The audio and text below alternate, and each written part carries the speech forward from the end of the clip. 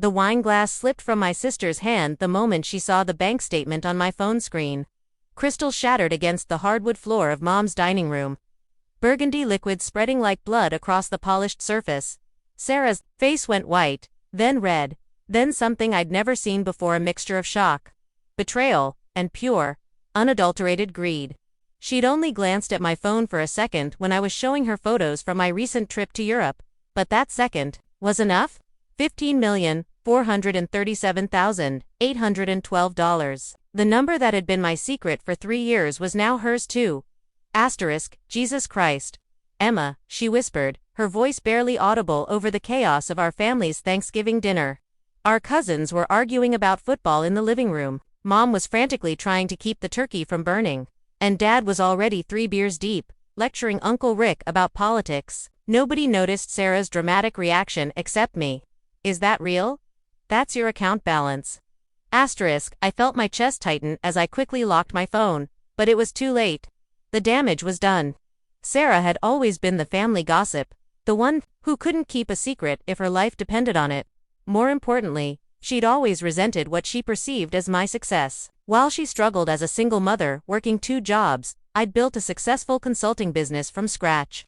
What she didn't know, what nobody knew, was that my business hadn't just succeeded. It had exploded beyond my wildest dreams when a tech startup I'd advised went public. My small equity stake had transformed into generational wealth overnight. Sarah, please, I started. But she was already backing away from me, her eyes wide with something that looked almost like fear. Or maybe it was excitement. With Sarah, those emotions often looked the same. You've been sitting on $15 million while the rest of us struggle. Her voice was getting higher, more shrill. While Mom and Dad are talking about selling the house because they can't afford the mortgage anymore. While I'm working double shifts just to pay for Emma Grace's daycare. The irony of our names wasn't lost on me in that moment. Emma and Emma Grace, aunt and niece. Bound by more than just similar names. I'd actually been quietly helping with Emma Grace's expenses for months, anonymously sending money to Sarah's account through a third-party service. She thought it was assistance from some charitable organization she'd applied to. I'd been covering more than just daycare, school supplies, clothes, even groceries when I knew she was struggling, but I couldn't tell her that now. It would only make things worse. It's not that simple, I said, trying to keep my voice low. The last thing I needed was for the entire family to overhear this conversation. You can't just can't just what? Can't just expect my own sister to help when we're drowning. Sarah's laugh was bitter, harsh. Do you know what I was going to ask Mom and Dad for Christmas? Help with rent. I was going to beg my parents for rent money because I might get evicted in January. And you're sitting there with enough money to buy the entire building. The guilt hit me like a physical blow. I'd been so careful, so secretive about my wealth because I'd seen what money did to families. My college roommate's family had torn itself apart when her grandmother left everything to one grandchild.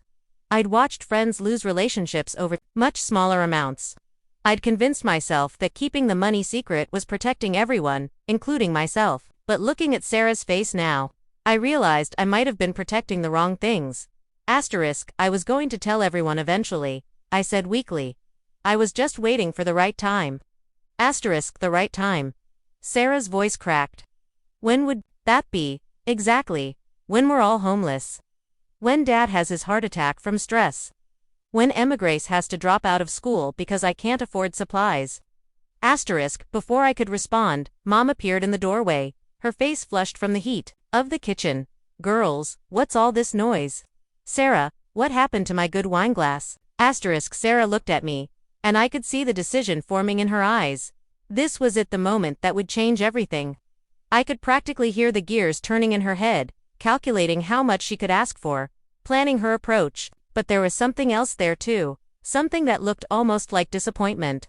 Maybe even heartbreak. Nothing, Mom, Sarah said finally, her gaze never leaving mine. Just clumsy me. I'll clean it up. But we both knew she wasn't talking about the wine glass. Some things, once broken, could never be put back together the same way. As I watched her kneel down to pick up the crystal fragments, I realized that my carefully constructed wall of secrecy hadn't protected anyone. It had just postponed the inevitable explosion. The rest of dinner passed in a haze of forced normalcy. Sarah didn't say anything to the others, but I could feel her watching me, calculating. Every time someone mentioned money, Dad's worry about property taxes, Mom's complaint about grocery prices, my cousin's student loans, I felt Sarah's eyes boring into me. She was building a case, gathering ammunition for a conversation I knew was coming. When it was time to leave, Sarah lingered behind after everyone else had said their goodbyes. We need to talk, she said simply. Tomorrow, just us. I nodded, knowing I had no choice. The secret was out, and there was no putting it back in the box. But as I drove home that night, I couldn't shake the feeling that this was just the beginning. Sarah showed up at my apartment the next morning with coffee and what I could only describe as a business plan. She'd clearly spent the night thinking, plotting, maybe even researching. The sister who'd been picking up wine glass fragments 12 hours earlier had been replaced by someone harder, more calculating. She spread papers across my kitchen table like she was conducting a board meeting. I've been thinking about this all night, she said without preamble. About what you owe the family. The word owe hit me wrong. I don't owe anyone anything, Sarah. This is my money, I earned it. Did you though? She pulled out her phone and showed me a list she'd typed up. Mom and Dad paid for your college. They co-signed your first business loan. They let you live here rent-free for 2 years while you got your consulting firm off the ground. Grandma's inheritance that you used for startup capital that was supposed to be split between all the grandchildren. But you were the only one who asked for it early. I stared at the list, feeling sick. She wasn't wrong about the facts, but the way she was presenting them felt twisted, manipulative. That inheritance was mine to claim when I needed it, and I paid Mom and Dad back for college. With interest. Sarah, what do you want from me? She leaned back in her chair, and for a moment, she looked like the little sister I'd grown up with again. Vulnerable, uncertain. I want my daughter to have the same opportunities you had. I want Mom and Dad to retire without worrying about money. I want to not cry myself to sleep, wondering how I'm going to pay for groceries. The vulnerability was real, but so was the manipulation. I could see both layers, and it made everything more complicated. Sarah had always been good at finding people's weak spots and pressing on them, but she was also genuinely struggling, genuinely scared. What exactly are you proposing? I asked. She pulled out another sheet of paper. I did some research on family wealth distribution. Some calculations. The paper was covered in numbers, percentages, what looked like a budget breakdown. If you're sitting on $15 million, you could easily spare $5 million for family support. That would still leave you with $10 million more money than you could spend in a lifetime. $5 million. I felt dizzy. Sarah, you can't just $2 million for Mom and Dad's retirement and to pay off their mortgage. $1 million split between the cousins for college funds and debt relief. $2 million for me and Emma Grace, one for her college fund. One for us to get stable house down payment, reliable car. Maybe I could finally finish my nursing degree. She'd thought of everything. Every family member, every major expense, every dream that money could solve. It was impressive and terrifying at the same time. You've got this all figured out? I said slowly. I stayed up until 4 in the morning, working on it. She looked proud of herself. I even researched the tax implications. If you structure it right, as gifts over time, you can minimize the tax burden. I felt trapped. Everything she was saying made logical sense, but something about it felt wrong. The way she'd gone from shock to calculation so quickly. The way she'd shown up with spreadsheets and research instead of just talking to me, sister to sister. What if I say no? Sarah's face hardened. Why would you say no? We're family, Emma. This is what family does for each other. But what if I do? What if I tell you that I'm not comfortable giving away a third of my net worth because you happen to see my bank balance? The silence stretched between us. Outside, I could hear my neighbors starting their Saturday morning routines, lawn mowers, car doors slamming, kids playing, normal sounds of normal people living normal lives without having to navigate this kind of impossible conversation. Then I guess I'd have to wonder why you've been lying to us for 3 years, Sarah said finally. And I'd have to think about whether the rest of the family deserves to know that their sister and daughter has been hoarding millions while watching them struggle. There it was. The threat I'd been waiting for. Not explicit, but clear enough. You'd tell them. I'd tell them the truth. That you've had the power to solve every financial problem this family has faced in the last 3 years, and you chose not to. That when Dad was talking about taking a second mortgage, you stayed quiet. When I was crying about Emma Grace's school supplies, you stayed quiet. When Mom had to choose between her medications and groceries last winter, you stayed quiet. Each accusation felt like a slap. Because they were all true. In a way, I had stayed quiet. I had watched my family struggle while sitting on more money than they could imagine.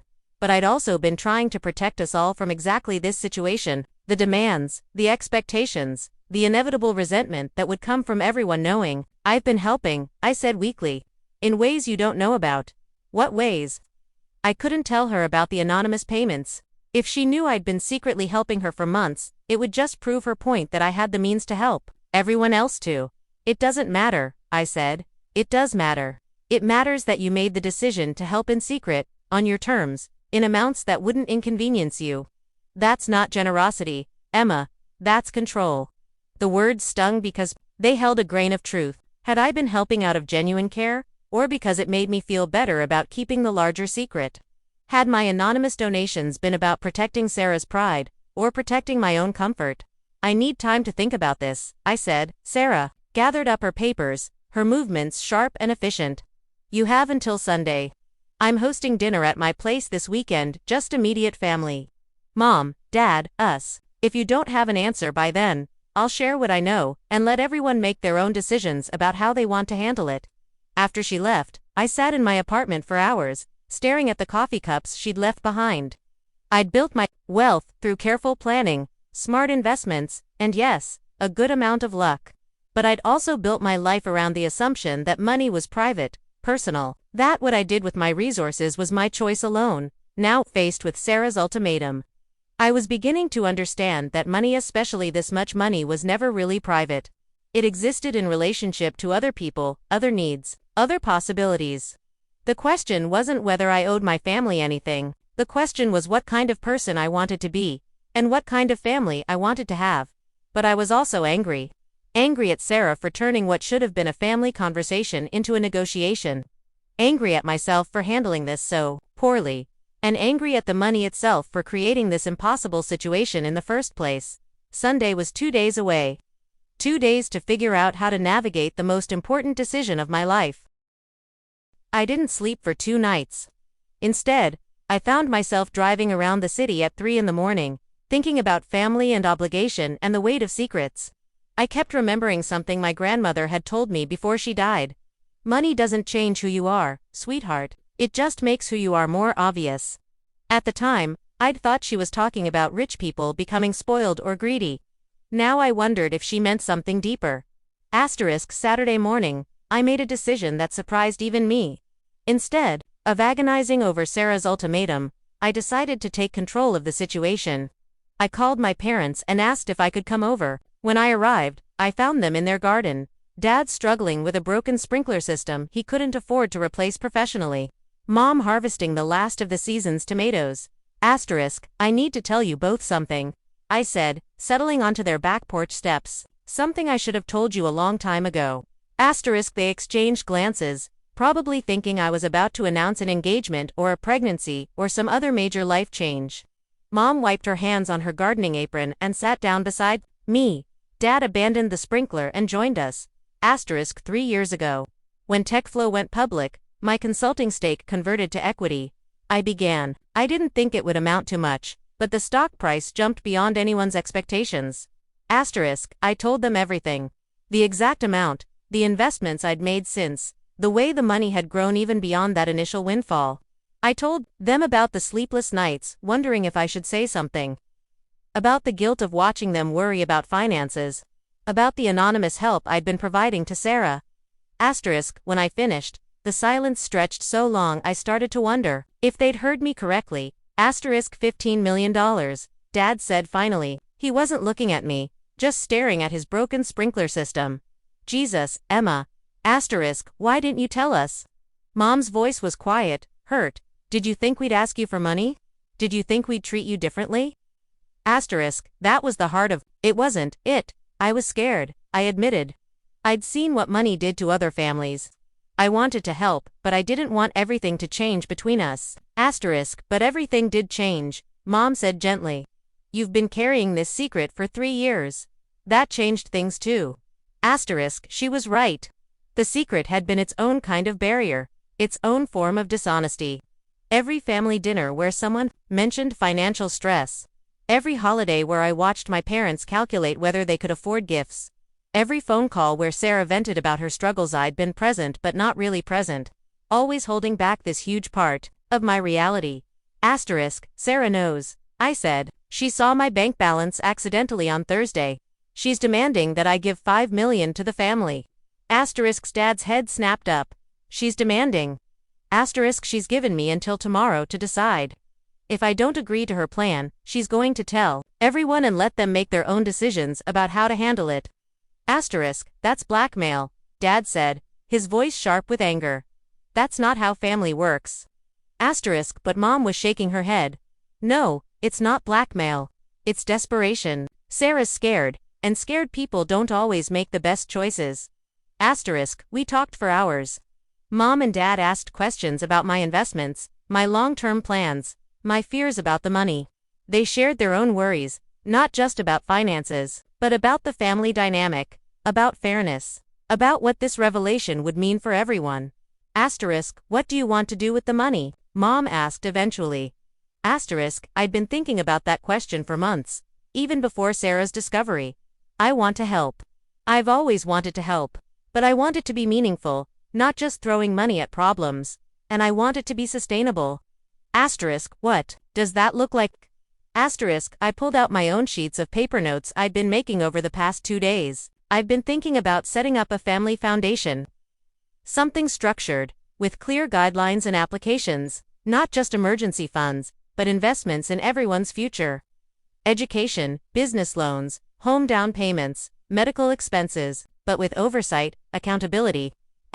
Dad leaned forward, interested despite his earlier anger. Like a family bank.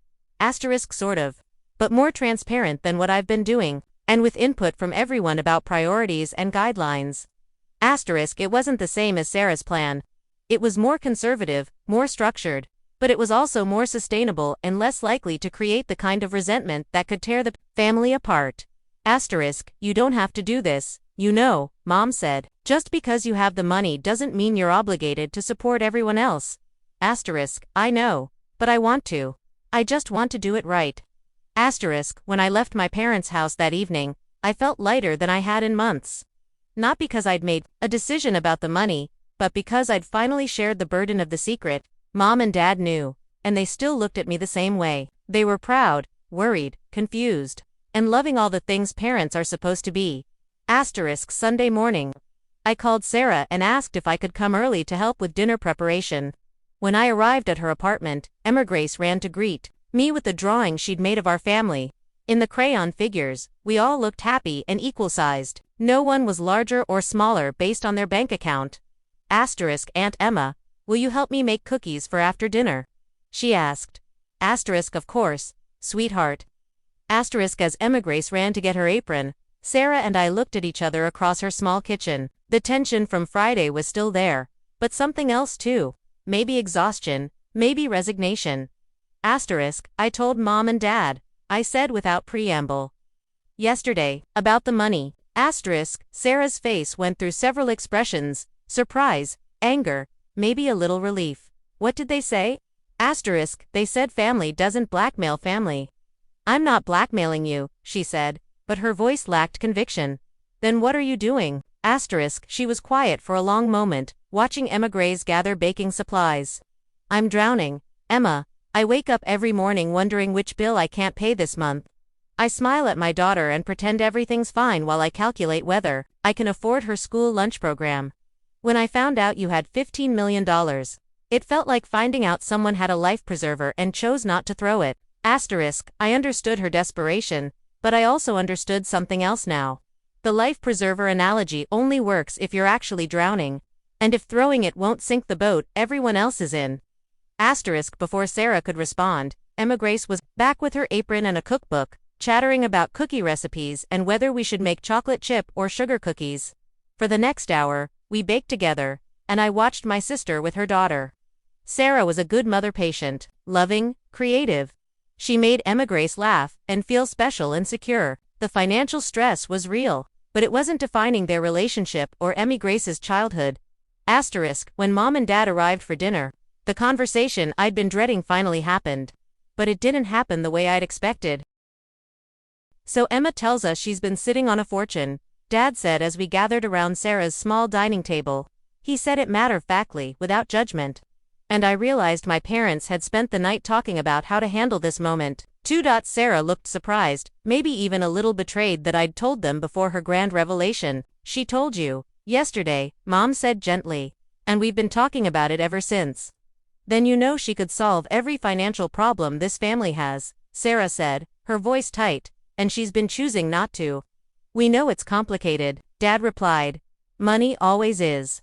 What followed wasn't the dramatic confrontation I'd expected. Instead, it was the most honest conversation our family had ever had about money, about expectations, about love and obligation, and the difference between helping and enabling. Sarah shared her fears about Emma Grace's future, about her own stability, about feeling left behind while she watched me succeed. Mom and Dad talked about their retirement worries, but also about their pride in both their daughters and their fear that money could damage our relationships. I shared my own fears about changing family dynamics, about creating dependency instead of empowerment, about the responsibility that came with wealth. And I told them about my foundation idea. So instead of just giving us money, you want us to apply for it? Sarah asked. There was still some bitterness in her voice, but also curiosity. I want us to make decisions together about how to use resources to actually improve everyone's lives. Long term, I said. Not just fix immediate problems, but invest in sustainable solutions. We talked through specific scenarios. Emma Grace's education, not just tuition payments, but setting up a structured education fund that could cover everything, from school supplies to college to graduate school if she chose. Sarah's career goals, not just paying her current bills, but funding her nursing degree and providing stability while she completed it. Mom and Dad's retirement, not just paying off their mortgage, but ensuring they had genuine financial security. It sounds wonderful in theory, Sarah said. But what if the foundation decides I don't qualify for help?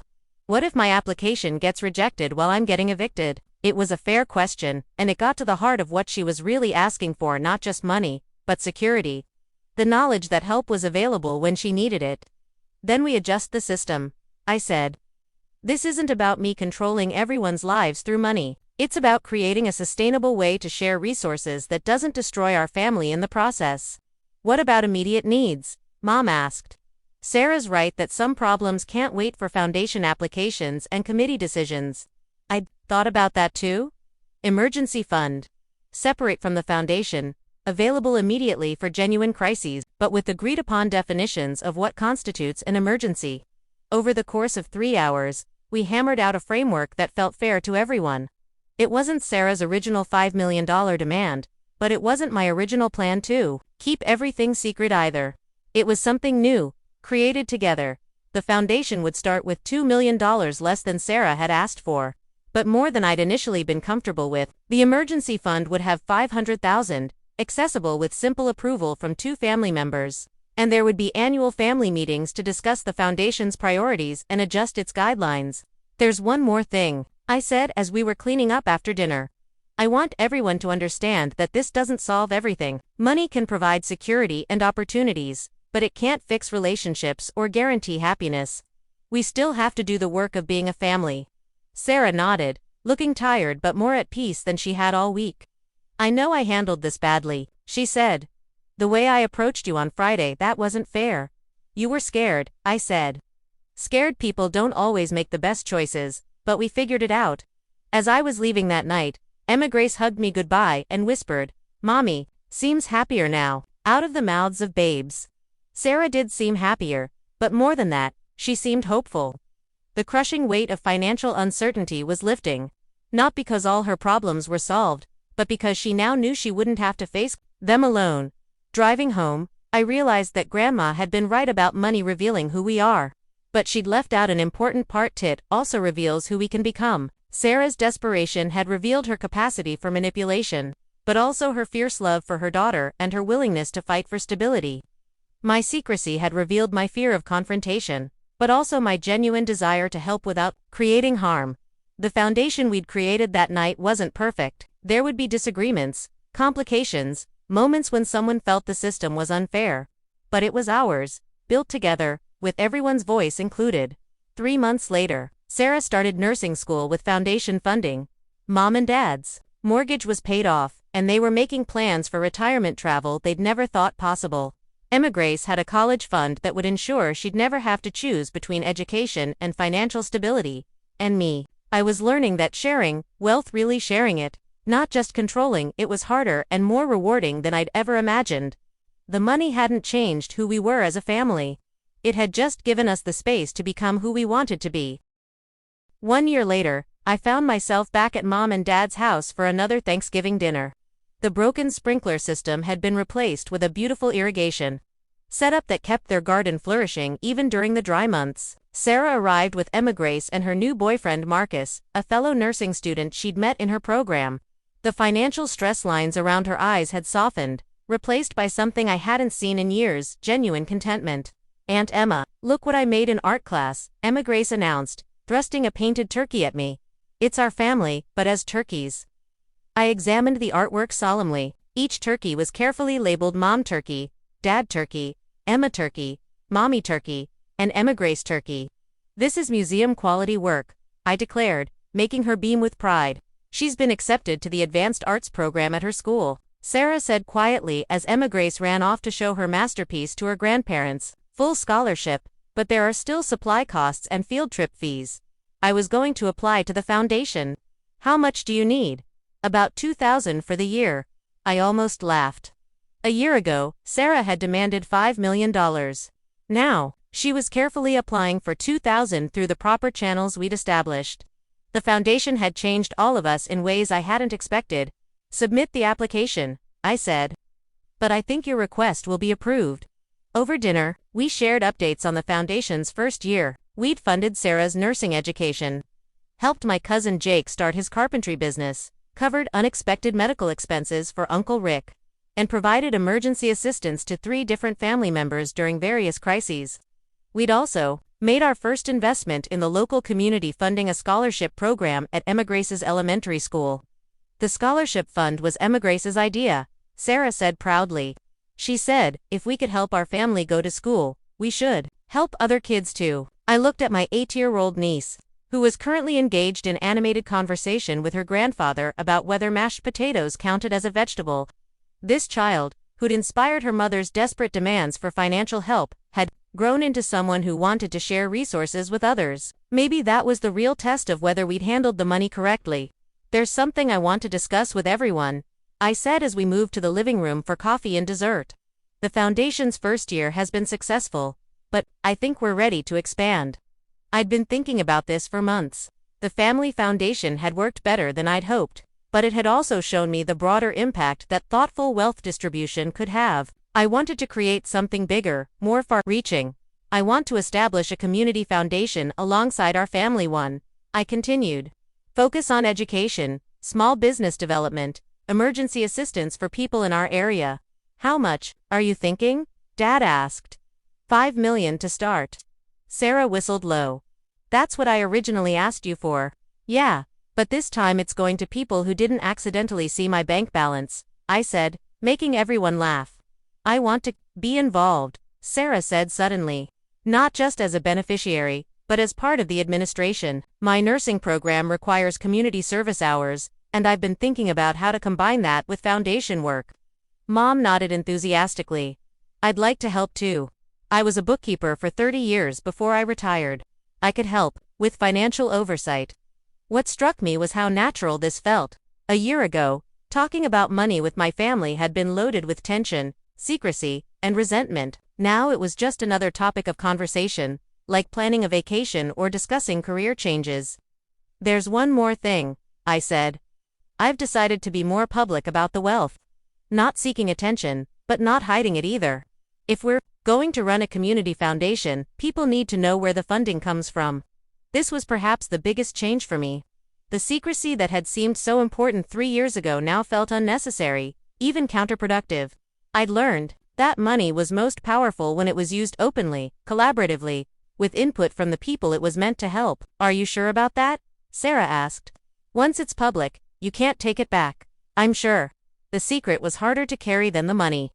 As the evening wound down, I found myself alone with Emma Grace while the adults cleaned up in the kitchen. She was working on a puzzle, her little face scrunched in concentration. "Aunt Emma, can I ask you something?" "Always. Mommy says you have a lot of money, and that's why she doesn't cry about bills anymore." I sat down beside her, not sure how to navigate this conversation. That's part of it. But the most important part is that we're all taking care of each other, like a family should. Exactly like a family should. She nodded seriously and went back to her puzzle. After a moment, she added, "I'm going to have a lot of money someday too." "Really? How do you know?" "Because I'm going to be a doctor and an artist and also run the foundation when I grow up. Mommy says people who work hard and help others usually do okay." I smiled, thinking about the cycle we'd hopefully created. Emma Grace would grow up with financial security, but also with an understanding of responsibility and service. She'd seen her mother work hard to improve her circumstances, seen her family come together to solve problems, seen wealth used as a tool for building rather than hoarding. "I think you're going to do amazing things, kiddo." That night, driving home from dinner, I reflected on how much had changed since that dramatic moment when Sarah dropped the wine glass. The crisis that had felt like it might destroy our family had actually strengthened it. We'd learned to talk about money honestly, to share resources thoughtfully, and to support each other's dreams sustainably. I still had challenges ahead. Managing the expanded foundation would be complex. Going public with my wealth would bring new pressures and requests. There would be family disagreements about priorities and decisions. But I was no longer carrying these challenges alone. Sarah had become a true partner in thinking about how to use resources effectively. Mom and Dad were involved as advisors and cheerleaders. Emma Grace was growing up with a healthy understanding of both money and responsibility. The $15 million that had once felt like a burden I had to bear in secret had become a tool we could use together to build the kind of family and community we wanted to live in. And that transformation from secret to shared resource had been worth every difficult conversation. We'd had to have. Sometimes the best gifts come wrapped in crisis. Sometimes family demands turn into family collaboration. And sometimes keeping secrets does more damage than telling the truth ever could. The wine glass Sarah had dropped that first Thanksgiving was long since replaced. But the conversation it had started about family, money, obligation, and love, that conversation was still ongoing. And I was grateful for it every single day. 2 years after that first revelation, I was sitting in a conference room downtown, surrounded by lawyers, accountants, and social workers. The Emma Grace Foundation, named after my niece, who had insisted on the honor, was officially becoming a registered nonprofit. What had started as a family crisis had evolved into something I never could have imagined. "The community response has been overwhelming," said Margaret Chen, the executive director we'd hired 6 months earlier. Margaret was a former nonprofit administrator who'd been laid off from a larger organization due to budget cuts. Hiring her had been Sarah's idea, and it proved to be brilliant. We've received over 300 applications in the past quarter alone. Sarah, now a registered nurse and the foundation's family liaison, flipped through a stack of applications. "The stories are heartbreaking," she said. "Single mothers who can't afford childcare to finish their education. Small business owners who need just a few thousand to keep their doors open. Kids with artistic talent but no money for supplies or lessons." I watched my sister as she spoke, marveling at the transformation. The desperate woman who'd confronted me with spreadsheets and ultimatums had become someone who genuinely understood the difference between charity and empowerment. She'd insisted that every foundation grant include not just funding, but mentorship and accountability measures. "What about the Henderson family?" I asked, remembering an application that had particularly moved me. Margaret consulted her notes. "Mr. Henderson lost his job when the factory closed. They're 3 months behind on mortgage payments. Mrs. Henderson wants to start a catering business from home, but they need commercial kitchen certification and equipment. Their daughter is a senior in high school with a full scholarship to State University, but they can't afford the incidental costs." Classic example of temporary crisis versus long-term potential, Sarah said. "If we just pay their mortgage, we've bought them a few months. But if we help Mrs. Henderson get her catering business certified and provide some startup capital, we've potentially created a sustainable income source for the family. And if the business fails," asked David, our financial advisor, "then we've still helped a family through a crisis, and we've given them the dignity of trying." I replied, "That's worth the risk." This was the philosophy we'd developed together: investment in potential rather than just problem solving. It was more complex than simply writing checks, but the results had been remarkable. Of the 43 families we'd assisted in the past year, 31 had achieved measurable improvement in their financial stability. "There's something else we need to discuss," Margaret said, pulling out another folder. "We've gotten attention from other wealthy individuals who want to contribute to the foundation.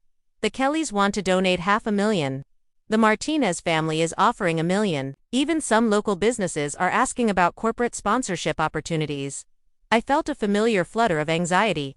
The foundation growing beyond our family's control meant losing some of the intimacy and shared purpose that had made it work so well, but it also meant helping more people, creating more impact. "What do you think?" I asked Sarah. She was quiet for a moment, considering.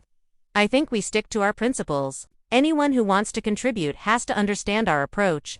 We're not just a charity that throws money at problems. We're investors in human potential." "We'd need to expand the board," Margaret pointed out. "Include community representatives, maybe some of our successful grant recipients. Make sure we don't lose sight of the people we're trying to help."